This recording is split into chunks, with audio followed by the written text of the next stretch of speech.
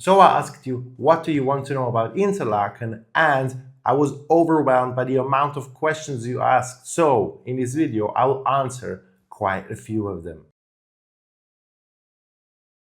What are the top 2-3 things to do? Whatever you're in Interlaken, you want to head out. So top one thing is head into the Jungfrau region. Go visit either Mount Jungfrau, Grindelwald, Schilthorn, or any of those, Lauterbrunnen, Grindelwald. Okay, head into these two valleys and explore. Second one definitely is go on one of the lakes, either Lake Brienz or Lake Thun. I personally prefer Lake Brienz a bit more because the color is much more striking in my eyes. And a third thing is you sort of have to do it, it's quite popular, is you go up Harderkulm, you look down onto Interlaken, where you'll see on the one height Lake Brienz, Lake Thun, you'll see the Jungfrau Mountains, you have a perfect overview as well of the city. The first time, I only have 3 to 4 days, stay in Interlaken or in Lauterbrunnen. Now Interlaken and Lauterbrunnen, they are very different. Okay, Interlaken is a town, it's got huge facilities, it's got train stations, you can do stuff, it's a bit out, it's not in the valleys itself, versus Lauterbrunnen Valley is in the Lauterbrunnen, Lauterbrunnen Valley is in a valley which is sort of like U-shaped like this. You will see left and right, okay? There are huge cliffs going up. If you like that feeling, definitely go there. You will find chalets in both places, okay? In Lauterbrunnen, you will find chalets as well as in Interlaken sort of outskirts, okay? Or like suburbs, if you want to call it like that. Is it a good base without car? Yes. If you travel to the Jungfrau region, generally, if you do this sort of journey from Zurich, Lucerne, Jungfrau region, Zermatt, there normally if you go by train you will have much more benefits than actually going by car, because the cool mountain passes are not in this area anyways. The sort of like nature you want to see by car is more towards the east of Switzerland. So definitely great base without car, because the distances are short, okay? You will rarely be on the train more than half an hour anyways. And then what we have as well, there we have Wengen, we have Mürren, these are 2 car-free villages. And also in order to sort of like keep the characteristics of these Swiss villages, the parking is somewhat outside. You would have to walk in anyways, or sort of have to deal with public transportation in that sense. So what's one hidden gem we can't skip? I've got a very good one. A lot of people do not actually know about it. And it feels like time stood still there. And this is a place called Heimwehfluh, okay? In Interlaken, you've got Schienige Platte, you've got Harderkulm as viewpoints, but there is Heimwehfluh as well. Okay, it's towards the west. It's if you continue outwards of West Station, there is a small hill. It's got a funicular. It's a very vintage funicular. You could walk up as well through the forest. It's going to take like 15 to 20 minutes. And when you're up there, you feel like for like 30, 40 years, nothing has been done. Okay, there is a toboggan and run going through the forest down, which looks like it's 30, 40 years old. There's a playground up there, which looks 30, 40 years old, and it's super cool. It sort of feels like time stood still. You got a great, but a bit different view of Interlaken. It's not as high as Harderkulm, but it's a view you don't normally see as it is from the west onto the town. What minimum number of days is enough to stay? Now, a lot of people are in a rush when they go through that, actually rush there. So the minimum number of days is 1, okay? If you can, in my eyes, sort of like the sweet spot is between 3 and 4 days.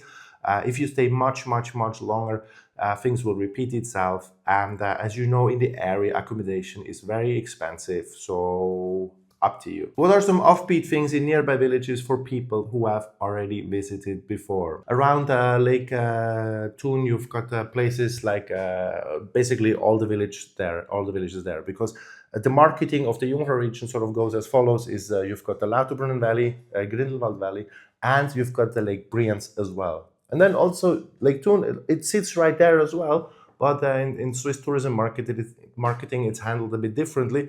For this reason, it's not as popular. There, you've got cool mountains to go up. It's like Niesen or Niederhorn.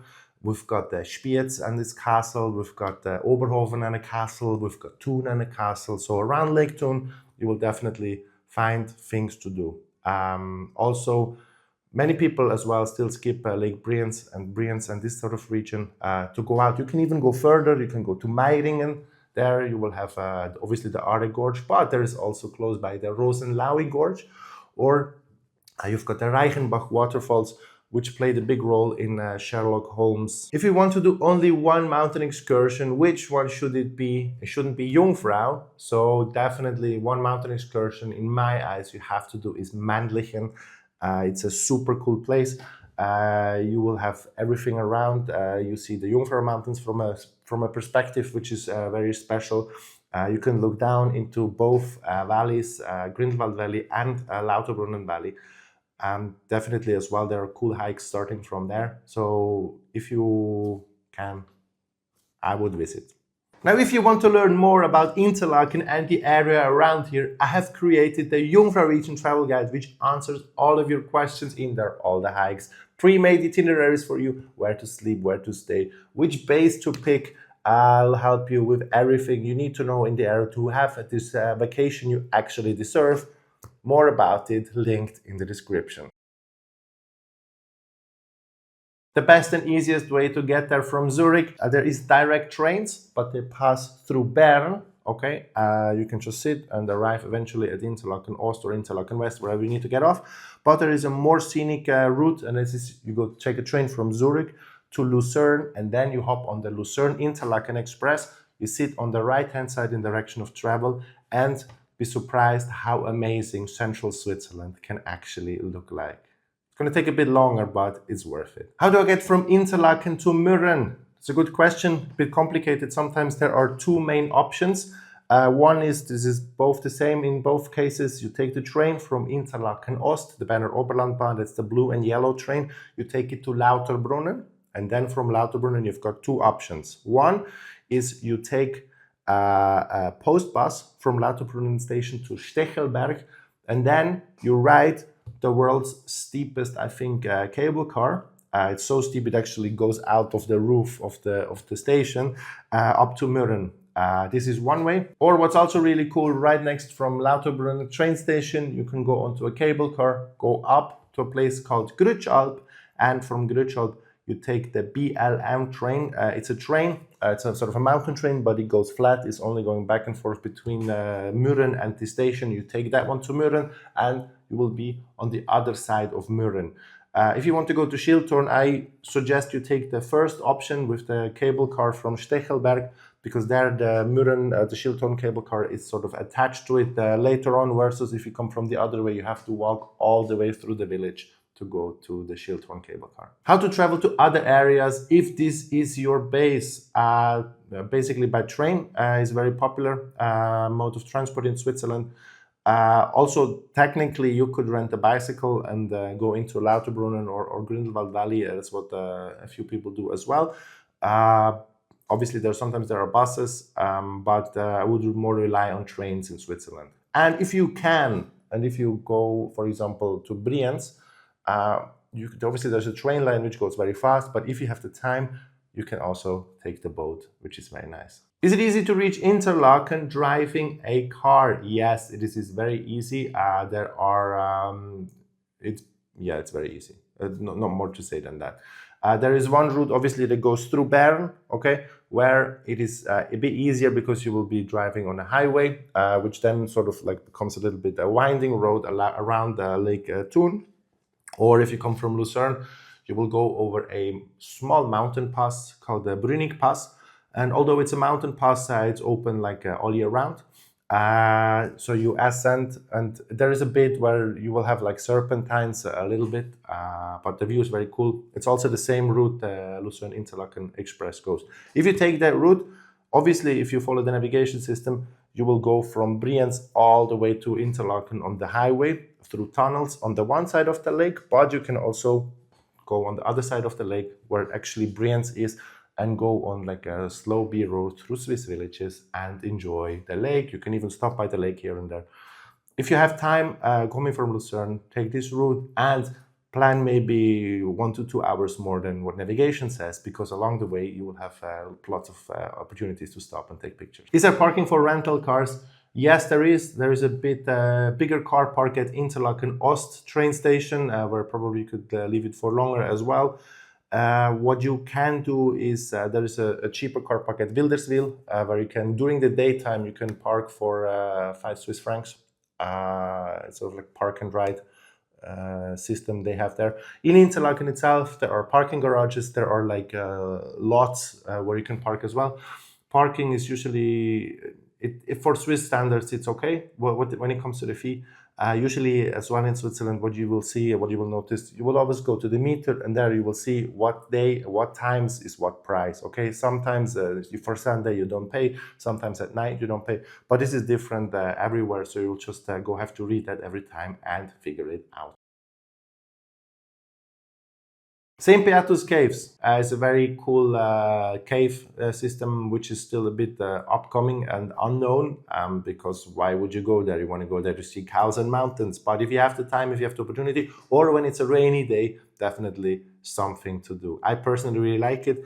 What also, they have this, they call it like some frequency, that this should be the frequency of life. And that is supposed to be really high in there. So if you're feeling a bit lacking energy, maybe you can recharge there. Paragliding, definitely something you have to do if you want to do it around Interlaken. You can also go skydiving. But normally what happens is you go paragliding, and all the paragliders, they will land at Zermatt Park, which is the big lawn you see from Harderkund. You will see one very big field. This is where you will land, right in front of Victoria Jungfrau Hotel. It's sort of a must-do for many. And yeah, just go ahead and enjoy. But make sure if you're in busy season, maybe check with them before they might be full. So maybe reserve 1 or 2 days, maybe even more. Just check with them in advance what the situation looks like, if this is a bucket list item for you. Do you recommend a lake swim? Yes, definitely. I recommend a lake swim. It's one of the nicest things you can do in Switzerland. I'm a bit surprised that not many more people do it. Basically what we do have is lidos where you can go in, you can change, you can leave your stuff, but you can also just hop in or dip in wherever you like. Where there is when there is no sign that swimming is forbidden, you can basically go in. You just need to watch out a bit for other boats. Don't go swimming in a harbor, don't go swimming near the pier of the boats as well. And definitely do not go swimming in Interlaken in the Aare River. One, because there is some current and few people are not used to it. This also goes for rivers. And two is that you've got like the paddle steamers and other boats going in and out. And is the boat cruise worth for a few hours? Which is better, Thun or Brienz? It sort of depends. I mentioned before, I prefer Lake Brienz because of the way the setting is of the lake, because of the color of the lake, because of the villages, what you can do and see around. But the operation of Lake Thun is, I want to call it a bit more year-roundish, okay? Because boating is seasonal. Obviously, in winter, we have fewer tourists. And also what happens is boats need maintenance and so on and so forth. So what you have on Lake Thun, that it's the same company, but the boats operating on Lake Thun, they operate more times of the year than on Lake Brienz. So when you're visiting in winter, you most likely will be enjoying Lake. What is the best way to see Lake Brienz? What boating do you suggest? Obviously, there is boats to go on Lake Brienz. There is, I think, 2 main boats. One is like a normal boat. One is a paddle steamer. They sort of alternate all the time. If you can, make sure you hit the paddle steamer because it's a very cool experience. It's like these boats from back in the Belle Epoque, which was a period 100 years ago, where tourism was really coming up in Switzerland. In Lake Brienz, you also have this company that does jet boat experiences. So you go out, you have a life jacket, you go wet, you get wet, and yeah, we'll do turns and so on. It will be fun. What else you can do is you can rent a stand-up paddle, you can rent kayaking. There are kayaking tours as well. I think there's even like fondue kayaking or chocolate fondue kayaking tour, something like this. So there's definitely cool things to do. Can you do Grindelwald First and Jungfrau on the same day? Worth doing both? Yes, you can do both on the same day, but you obviously will have to rush a little bit. Okay, you will not be there enjoying everything to the fullest and just leaving when you want. You have to sort of like follow a little bit of a schedule. You have to follow a little bit of an itinerary. I have these, for example, day in my itineraries as well for the Jungfrau travel guide, which you can have a look at, linked in the description. What can I do on a rainy day? On a rainy day in the Jungfrau region, definitely, because you come here, unless you're like not waterproof on your skin or anything, definitely go out and do whatever you have been doing. Maybe don't go up to Jungfraujoch to explore there, because you will have no views, okay? And that's sort of like one of the main purposes to go there. But definitely, you can still go for a hike, you can still go for a walk. There's even like places around the lakes. You can even go to Oeschinensee, which is really nice when it's raining. And you can go to the Beatus Caves. But in Interlaken itself, what you can do, there is this sort of like a chocolate workshop you could do. Or definitely, I personally wouldn't put so much importance on when it's raining or not, because for me, like making holidays or going on vacation is sort of like you're there together, maybe, and you want to enjoy the time. And you can also enjoy the time when it's raining. You go for a hike and then you go to like a mountain hut. You just sit inside, have a hot chocolate or something, and just enjoy the time together. And that's what probably you already came there for. So don't worry too much. Tips on traveling with a toddler in Interlaken. Don't worry too much, don't stress about it too much. Switzerland is quite kid-friendly place. In restaurants, you get like the child seats. There's playgrounds on Harderkron. There's playground in Männlichen up there, which is probably the most family-friendly thing around. There's playgrounds up on Schienige Platte, on Almendhubel, and throughout the places as well. So you will find in Interlaken you will find in Grindelwald as well. You will find in Lauterbrunnen. So enjoy your time with your toddler. Kid-friendly trails and activities. Yeah, definitely I would go to Männlichen or Schienige Platte for this, or Almendhubel. There you can do that. In Schienige Platte, in Männlichen, there is one trail. It's called the Lieselotte Trail, and Lieselotte is a cow. It's not a real cow. I think it's a children's book from Germany, where you sort of like have to walk this trail towards the Grindelwald side, from the top station of Männlichen to the middle station at Hohenstein. It's called. You walk down on the way. You have the chance to see marmots. On the way, you have it's like a riddle as well. There's like stops where you need to stamp something, and in the end, you get it's like sweets. What do you get? So this is definitely really cool. Cool thing to do. It's not too much. Also, towards the end, there's a playground for the kids. So definitely, if you have kids, this one is a must too. Lieselotte Trail. Best bike route with kids. You will do it in Lauterbrunnen probably, because it's flat and it's very nice. And you can just basically rent a bicycle and go in and out of the Lauterbrunnen Valley. And I think they also rent out trailers for the bike. So if you have smaller kids, parent in the front, they put the trailer on the bike, and off you go.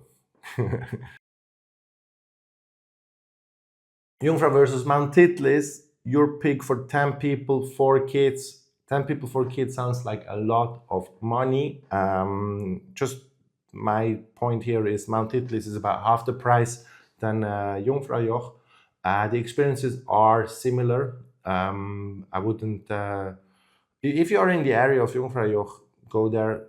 If you are in the area of Titlis, go there as well, but I wouldn't specifically travel all the way from the Jungfrau region to Titlis just to do that when you're already in the Jungfrau region. Best thing to do at the end of August in 2 to 3 days.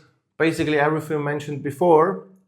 Just make sure that you maybe focus a bit more on hiking, because one, the people or majority of the people will have gone already because summer holiday is over, and two, when the temperature is not as hot anymore and the sun is a different sort of like angle in the sky, what happens is towards September, the air becomes really clear and you can see really far. So if you're into photography or anything like this, this is your time, because it's very nice to do any of this, or just sit there up there on a mountain, enjoy the amazing views and the temperatures which are not too hot anymore. Favorite place to visit from there and must-see site nearby?